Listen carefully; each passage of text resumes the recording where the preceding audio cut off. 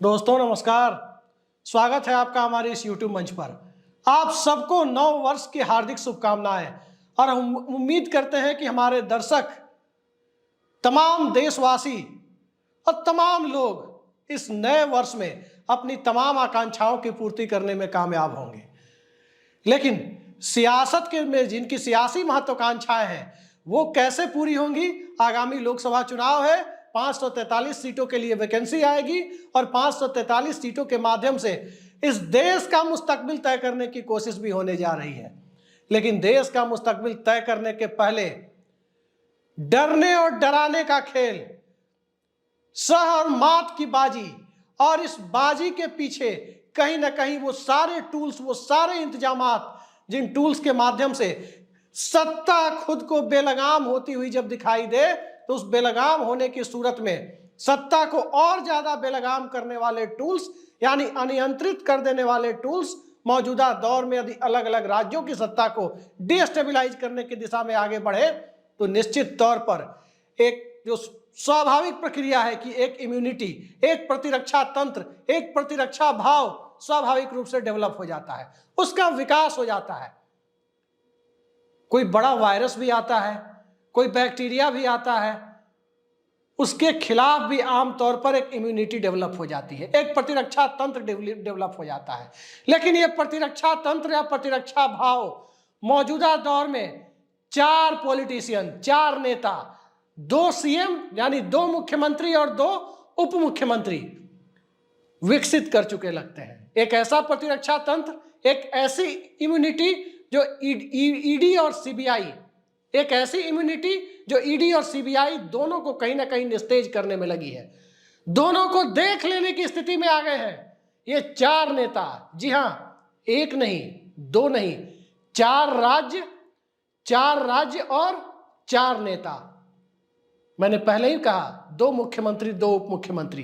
क्या है ईडी, क्या है सीबीआई, और क्या है ईडी और सीबीआई को दुरुपयोग के लिए उसके पीछे से जो मानसिकता, उन सब को देख लेने की एक पूरी की पूरी बुनियाद डालते हुए दिख रहे हैं। यूं कहें कि चारों ने जेल जाने के लिए सामान भी बांध लिया है। उन्हें इस बात का डर नहीं है कि ईडी और सीबीआई उन्हें उठाकर जेल में डाल देगी, क्योंकि मौजूदा दौर में सत्ता से लड़ने के लिए वही फलसफा अपनाते हुए वो दिख रहे हैं कि जीना है तो मरना सीखो, कदम कदम पर लड़ना सीखो। शायद मौजूदा दौर में ईडी और सीबीआई के सहारे भ्रष्टाचार के खिलाफ जिस प्रकार की लड़ाई मौजूदा दौर में केंद्र की सरकार लड़ रही है, भ्रष्टाचार के खिलाफ लड़ाई के नाम पर विपक्ष को प्रताड़ित करने का अपोजिशन टॉर्चर अभियान जिस प्रकार से चल रहा है, उस अभियान के बीच यदि बड़े नेता सीधे सीधे मुकाबले के लिए खड़े हो जाएं, देख लेने की स्थिति में खुद को लाकर खड़ा कर दें कि जो भी आएगा उसको देख लिया जाएगा, क्या सीबीआई, क्या ईडी, जो भी आएगा उसे देख लेंगे, इस मानसिकता में जब खड़े हो जाए तो मौजूदा दौर में ईडी और सीबीआई को भी कहीं ना कहीं उतना डर भले ना हो, लेकिन ईडी और सीबीआई के पीछे जो ताकतें खड़ी है, जो उन्हें पिंजराबंद तोता बनाने की दिशा में दिखाई दे रही है, उन ताकतों के अंदर पुनर्विचार की कोशिश, और उन ताकतों के पीछे जो चाणक्य नीति लगी हुई है, जो चाणक्य लगे हुए हैं, वो चाणक्य भी अब हाथ खड़े करते हुए दिखाई दे रहे हैं। आप सोच रहे होंगे कि ये 4 बड़े नेता कौन है, तो ध्यान रखिए, ये 4 कोई मामूली नेता नहीं है। ये 4 ऐसे नेता हैं जो इस देश की 89 लोकसभा सीटों पर सीधे सीधे भारतीय जनता पार्टी की चुनावी बिसात को खत्म कर देने की कुवत रखते हैं। जी हां, 89 लोकसभा सीट्स। आप सोच सकते हैं कि कोई मामूली परिस्थितियां नहीं है। पंजाब को जोड़ लें तो 102 लोकसभा सीटें होती है। खैर, इस पर आने के पहले सबसे पहले हम चलते हैं कि हालात कहां से विकट हो रहे हैं और क्यों चाणक्य नामधारी लोगों ने सीधे सीधे साहब के सामने हाथ खड़े करने शुरू कर दिए हैं। परिस्थितियां मामूली नहीं है। जितना हड़काने की कोशिश हुई, जितना डराने की कोशिश हुई, जितना अपने ग्रिप में लेने की कोशिश हुई, जितना ऑपरेशन लोटस की बुनियाद डालने की कोशिशें हुई, सारी कोशिशों को धत्ता बताते हुए एक तरफ जेल का सामान बांधना तो दूसरी तरफ चुनौती के लिए खुद को तैयार रखना। ये परिस्थितियां उन्हें ही डराती है जो सिर्फ और सिर्फ जेल के सहारे, ऑपोजिशन टॉर्चर अभियान के सहारे, व्यवस्था को संस्थानों के द्वारा नियंत्रित करने की नापाक कोशिशों के सहारे पूरे सिस्टम पर कब्जा जमाने की कवायद करने में लगे हुए हैं। एक एक कर आपको नाम बताता हूं कि वो 4 नेता कौन है। चलिए शुरू करते हैं कि कौन है वो 4 और कैसे उन्होंने सीधे सीधे लड़ाई की, बड़ी मजबूत किलेबंदी की है और मजबूत तैयारी की है। पहला नाम हेमंत सोरेन। 7 बार ईडी का नोटिस आया, 14 अगस्त से लेकर दिसंबर तक।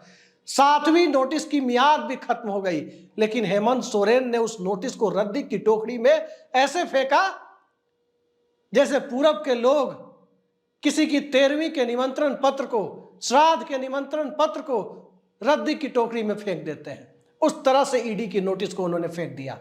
और अब जब साफ साफ है कि ईडी की नोटिस को उन्होंने रद्दी की टोकरी में फेंक दिया, उसके बाद की जो परिस्थितियां दिखाई दे रही है, उन परिस्थितियों में हेमंत सोरेन को पता है कि दिल्ली की सत्ता बहुत ताकतवर है और सत्ता उन्हें जेल भेजने की पूरी तैयारी में है। तो हेमंत सोरेन ने भी एक तरह से खुला शंखनाद ही कर दिया है कि अब चाहे जेल हो, अब चाहे जो हो, अब चाहे मनीष सिसोदिया की तरह साल 2 साल जेल में रहना पड़े, चाहे संजय राउत की तरह जेल में रहना पड़े, जेल जाएंगे लेकिन दिल्ली के सामने झुकेंगे नहीं, भारतीय जनता पार्टी के सामने झुकेंगे नहीं, कोई ऑपरेशन लोटस होने देंगे नहीं और किसी भी प्रकार से लोकसभा चुनाव के लिए कंप्रोमाइज की मोड में आएंगे नहीं। आज झारखंड में जेएमएम के, झारखंड मुक्ति मोर्चा यानी जिसके सुप्रीमो है हेमंत सोरेन, उनकी सरकार है, वो मुख्यमंत्री हैं। आज उनके अपने विधायक दल के एक विधायक, गांडे विधानसभा सीट के विधायक डॉक्टर सरफराज अहमद ने इस्तीफा दे दिया है। बताया जा रहा है कि उन्हें राज्यसभा भेजा जाएगा और राज्यसभा में यानी विधायक को एमपी बनाकर भेजा जाएगा। तो आप सोच सकते हैं कि उन्होंने कोई मामूली त्याग नहीं किया है। वो त्याग उन्होंने अपने नेता की कुर्सी बचाने के लिए, अपने नेता की लड़ाई को मजबूत बनाने के लिए, अपने नेता के पक्ष में सहानुभूति लहर पैदा कराने के लिए एक बहुत बड़ा त्याग वाकई किया है। चर्चा है कि हेमंत सोरेन की पत्नी कल्पना सोरेन चंद दिनों के भीतर मुख्यमंत्री पद की शपथ ले सकती हैं, क्योंकि 7 नोटिसों को धता बताने के बाद, ईडी की 7 नोटिस को रद्दी की टोकरी में फेंकने के बाद अब हेमंत सोरेन की गिरफ्तारी करीब करीब तय बताई जा रही है। हेमंत सोरेन गिरफ्तार होंगे, क्या होगा आप सबको पता है क्या होगा। लालू यादव भी गिरफ्तार हुए थे, गिरफ्तारी के पहले उन्होंने राबड़ी देवी को सत्ता सौंप दी थी, अपनी पत्नी को, और कह रहे थे लोग कि लालू यादव ने जब पत्नी को सत्ता सौंपी तब लोगों को बहुत ज्यादा ऐसा लग रहा था कि लालू यादव की सियासत खत्म हो जाएगी, परिवारवाद का मुद्दा हावी हो जाएगा। लेकिन लालू यादव ने उसके बाद का विधानसभा चुनाव भी जीता, बिहार में सरकार भी बनाई, और परिवारवाद पर हमला क्या लालू यादव और हेमंत सोरेन पर ही होगा? क्या राबड़ी देवी और कल्पना सोरेन को लेकर ही परिवारवाद का हमला होगा? जब बीएस येदियुरप्पा के बेटे कर्नाटक में प्रदेश अध्यक्ष बनेंगे तब परिवारवाद नहीं माना जाएगा? जब वेद प्रकाश गोयल भाजपा के कोषाध्यक्ष रहे, उनके बेटे केंद्र में मंत्री बनेंगे पीयूष गोयल, तब सवाल नहीं उठेगा, तब परिवारवाद नहीं होगा? जब बिहार भाजपा के, बिहार जनसंघ के बड़े नेता रहे ठाकुर प्रसाद के बेटे, बिहार सरकार के पूर्व मंत्री ठाकुर प्रसाद के बेटे रविशंकर प्रसाद मोदी सरकार में मंत्री पद की शपथ लेंगे, तब परिवारवाद नहीं होगा? जब वसुंधरा राजे के बेटे को लोकसभा का टिकट दिया जाएगा तब परिवारवाद नहीं होगा? जब हिमाचल के पूर्व मुख्यमंत्री प्रेम कुमार धूमल के बेटे अनुराग ठाकुर मोदी सरकार में मंत्री बनेंगे तब परिवारवाद नहीं होगा? जब राजनाथ सिंह के बेटे उत्तर प्रदेश की विधानसभा में विधायक बनेंगे तब परिवारवाद नहीं होगा? परिवारवाद सिर्फ लालू यादव और हेमंत सोरेन के लिए होगा? परिवारवाद सिर्फ गांधी परिवार के लिए होगा, शरद पवार परिवार के लिए होगा, या सिर्फ विपक्ष के लिए ही परिवारवाद होगा? इस बात को अब जनता बखूबी समझ चुकी है कि परिवारवाद सियासत पे एक गलत परंपरा जरूर है, लेकिन इस परंपरा पर सवाल उठाने वाले लोग वो नहीं हो सकते जो परिवारवाद में आकंठ डूबे हुए हैं। तो कल्पना सोरेन झारखंड की मुख्यमंत्री बहुत जल्द बनती हुई दिखाई दे सकती हैं, यदि ईडी हेमंत सोरेन को गिरफ्तार करने की हद तक जाती है। तो हेमंत सोरेन ने तो झारखंड की 14 लोकसभा सीटों पर चुनावी लड़ाई की बुनियाद अपने तरह से तैयार कर दी है। अब हेमंत सोरेन से आगे बढ़ते हैं दूसरे मुख्यमंत्री अरविंद केजरीवाल। दिल्ली की शराब पॉलिसी वाले मामले में उनके उप मुख्यमंत्री रहे मनीष सिसोदिया जेल में है, उनकी पार्टी के राज्यसभा में फ्लोर लीडर रहे संजय सिंह जेल में है। सत्येंद्र जैन जेल में चले गए। सत्येंद्र जैन अभी जमानत पर है, लेकिन मनीष सिसोदिया और संजय सिंह को जमानत नहीं मिल रही है। खुद सुप्रीम कोर्ट में सुनवाई के दरमियान सुप्रीम कोर्ट के जज खुद ही कहते हैं कि ये मामला यदि ट्रायल पर आया तो 2 मिनट भी नहीं टिकेगा। कोई मनी ट्रेल अब तक ईडी और सीबीआई दे नहीं पाए हैं और इसके बावजूद उनकी जमानत नहीं हो रही। सबको पता है कि मौजूदा दौर में जो पीएमएलए कानून है और पीएमएलए कानून में कुछ ड्रैकोनियन प्रोविजंस हैं, उन प्रोविजंस की वजह से ये एक तरफा मानवाधिकारों के उल्लंघन का मामला बनता जा रहा है। और आने वाले वक्त में इस मुद्दे पर भी एक संविधान पीठ बन जाए, सीधे सीधे आर्टिकल 20 और आर्टिकल 21 से जोड़ता हुआ संविधान पीठ यदि बन जाए तो किसी को कोई आश्चर्य नहीं होना चाहिए। मौजूदा दौर में सुप्रीम कोर्ट में संविधान पीठ का अंबार लगा हुआ है। सरकार इतने उटपटांग काम कर रही है कि बार बार सर्वोच्च न्यायपालिका को संविधान पीठ बनानी पड़ रही है। ये इतिहास में इससे पहले कभी इतनी बड़ी संख्या में संविधान पीठ की नौबत इस देश की सर्वोच्च न्यायपालिका के सामने नहीं आई थी। अरविंद केजरीवाल ने भी तैयारी की है, उनकी पार्टी पूरी तरह से तैयार है और उनकी पार्टी का एक खेमा तो यहां तक कहता है कि चूंकि दिल्ली में ही तिहाड़ जेल है और अरविंद केजरीवाल यदि जेल जाते हैं तो सरकार जेल से चलेगी। देखते हैं उसके बाद ईडी क्या करती है। सरकार जेल से चलेगी, कैबिनेट जेल में बैठेगी और फिर भारत का संविधान इस मामले में मौन है कि यदि किसी व्यक्ति को गिरफ्तार किया जाए और व्यक्ति जेल चला जाए तो पद छोड़ने पर विवश हो, ऐसा कोई प्रावधान संविधान में नहीं है। तो आम आदमी पार्टी का एक खेमा यह कहता है कि अरविंद केजरीवाल जेल में रहकर ही मुख्यमंत्री रहे। अरविंद केजरीवाल ने संकेत भी कुछ दिए हैं कि चाहे जो हो, लड़ाई लंबी लड़नी होगी और लड़ाई के लिए वो तैयार है। मनीष सिसोदिया जेल गए, झुकने के लिए तैयार नहीं हुए। संजय सिंह जेल में है। संजय सिंह का अपराध क्या था? राज्यसभा में प्रधानमंत्री नरेंद्र मोदी के सामने उन्होंने नारा लगाया कि मोदी अडानी भाई भाई, देश बेचकर खाई मलाई। इस हिम्मत भरे नारे की कीमत आज संजय सिंह चुका रहे हैं, वरना वो ना तो 3 में ना 13 में, वो केंद्र सरकार में के तहत जो संसद भवन है, जो जहां भारत सरकार के तहत कार्रवाई होती है, जहां भारत सरकार के तहत नीति निर्माण की प्रक्रिया होती है, वो वहां भागीदार है। वो दिल्ली की सरकार में कहीं से भागीदार नहीं थे। दिल्ली की सरकार के आरोप मनीष सिसोदिया पर हो सकते हैं, उसमें भी कोई सब्सटेंशियल प्रूफ दे पाने की स्थिति में ईडी अब तक नहीं पहुंची है। किसी का बयान लिया, किसी को अप्रूवर बनाया, किसी का बयान लिया और उस बयान के आधार पर मनीष सिसोदिया और संजय सिंह दोनों जेल में हैं। तो इस तरह के ड्रैकोनियन प्रोविजंस की वजह से अब अरविंद केजरीवाल भी किसी के बयान के आधार पर जेल पहुंच जाए, कोई आश्चर्य नहीं होना चाहिए। 3 तारीख को उन्हें भी ईडी के समक्ष पेश होना है, उसी मामले में, उसी लिकर पॉलिसी के मामले में। अरविंद केजरीवाल जेल चले जाएं तो दिल्ली और पंजाब, यहां की लोकसभा सीटों पर क्या होगा, भारतीय जनता पार्टी इसे बखूबी समझ रही है। शायद बीजेपी के कथित इशारे पर काम कर रही ईडी इस बात को भले ही ना समझे। तीसरे नेता, मौजूदा दौर में इस देश में विपक्ष के मृत प्राय हो चुके विपक्ष में जान डालने का काम जिस राज्य ने किया वो राज्य बिहार है। चाचा भतीजे एक हो गए। लालू यादव के बेटे तेजस्वी यादव नीतीश कुमार की सदारत में काम करने के लिए तैयार हो गए। सरकार अच्छी भली चल भी रही है। उत्तर प्रदेश और दूसरे राज्यों से आए लोगों को नौकरियां भी दे रही है। बड़ी संख्या में सरकारी वैकेंसी निकली हुई है। लेकिन शायद मौजूदा दौर में लैंड फॉर जॉब के मामले में तेजस्वी यादव को घसीटने की जो कवायद चल रही है, उस कवायद में ईडी कहां तक के कामयाब होगी और कहां तक वो तेजस्वी यादव को नेल करने में सफल होगी, इस मामले में उनको कन्विक्ट कराने में सफल होगी, ये मुझे तो नहीं मालूम। कानून के जानकार इस पर बेहतर बता सकते हैं, क्योंकि जब लालू यादव रेल मंत्री थे और उस वक्त का यह कथित लैंड फॉर जॉब का मामला जिसको लेकर अब ईडी ने कार्रवाई शुरू की है, अब अमित कात्याल जो एके इंफोसिस्टम के पूर्व मालिक हैं, उनकी गिरफ्तारी हुई है और चर्चा है कि अब उन्हें अप्रूवर बनाने की तैयारी है। अप्रूवर यानी सरकारी गवाह। तो उनके बयान पर भी मनीष सिसोदिया और संजय सिंह की तरह ही जब बयान पर ही गिरफ्तारी हो रही है, हो सकता है कि अप्रूवर के बयान पर तेजस्वी यादव भी 5 जनवरी को ईडी के सामने पेश हो तो गिरफ्तार होने के लिए मानसिक तौर पर तैयार हो। राष्ट्रीय जनता दल के सोर्सेज कह रहे हैं कि अब चाहे जो हो, तेजस्वी यादव की पत्नी राजश्री यादव को यदि तेजस्वी यादव जेल जाते हैं तो उन्हें पब्लिक में घूमकर वोट मांगना पड़े। तेजस्वी यादव की बहन जिनकी एक किडनी है, एक किडनी उन्होंने अपने पिता लालू यादव को डोनेट की है, उन्हें भी पब्लिक के बीच जाकर वोट मांगने की नौबत आए, यदि तेजस्वी जेल में जाते हैं तो सब ये करने के लिए तैयार है।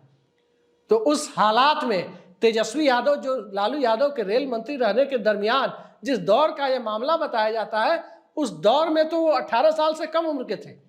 अब भला तेजस्वी यादव कैसे कन्विक्ट हो सकते हैं, क्या प्रावधान है, कानून के जानकार ये बेहतर जानते होंगे। लेकिन ईडी जिसका कन्विक्शन रेट 0.4% है, यानी 1% लोगों को भी पॉलिटिकल मामले में ईडी कन्विक्ट नहीं कर पाई है, तो आप अंदाजा लगा सकते हैं कि ईडी सिर्फ और सिर्फ विपक्ष के लोगों के ऊपर मौजूदा दौर में जो छापे डाल रही है, जो समन भेज रही है, वो आने वाले वक्त में उसकी समन की नोटिस भला कौन लेगा। तेजस्वी यादव ने भी 2 बार उस समन को धत्ता बता दिया, लालू यादव ने भी धत्ता बता दिया। हालांकि तेजस्वी यादव ने 6 जनवरी से अपना प्रस्तावित ऑस्ट्रेलिया दौरा रद्द कर दिया। ऑस्ट्रेलिया दौरा जब उन्होंने रद्द किया है तो उसका क्या नतीजा होगा और किस परिस्थिति में रद्द किया है। जब 5 जनवरी को उन्हें ईडी ने बुलाया है तो इस समझने में बहुत ज़्यादा दिमाग लगाने की जरूरत नहीं है कि आखिर जब ईडी ने बुलाया है 5 जनवरी को ही, तो वो 6 जनवरी से ऑस्ट्रेलिया जाने के पहले 1000 बार सोचेंगे कि ईडी उनकी गिरफ्तारी कर सकती है। लेकिन उनकी गिरफ्तारी के बावजूद, गिरफ्तारी की आशंका के बावजूद तेजस्वी यादव या लालू परिवार इस बात के लिए तैयार नहीं है कि बिहार में नीतीश कुमार की सरकार से अलग हो जाए, त्रिकोणीय मुकाबले की लोकसभा में सूरत बना दे, जिसमें भारतीय जनता पार्टी चुनावी सफलता हासिल कर ले। इसके लिए वो तैयार नहीं है। चाहे जेल हो, चाहे अंडमान निकोबार की जेल में भेजा जाए, तेजस्वी यादव इसके लिए तैयार नहीं है। जेल जाएंगे, लेकिन चुनाव लड़ने की नौबत आएगी तो चुनाव इंडिया गठबंधन के तहत ही तेजस्वी यादव और राष्ट्रीय जनता दल लड़ेगा। तो एक ये परिस्थिति है। तीसरे नेता का जिक्र मैंने कर दिया।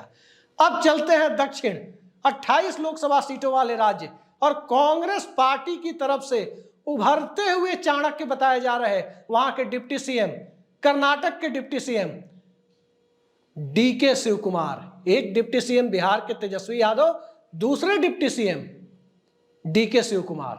डीके शिव कुमार को एक जय हिंद टीवी के मामले में, यहां सीबीआई नहीं बल्कि यहां ईडी नहीं, डीके शिव कुमार के मामले में ईडी नहीं सीबीआई एक्टिव होती हुई दिख रही है। मामला एक जय हिंद टीवी चैनल का है।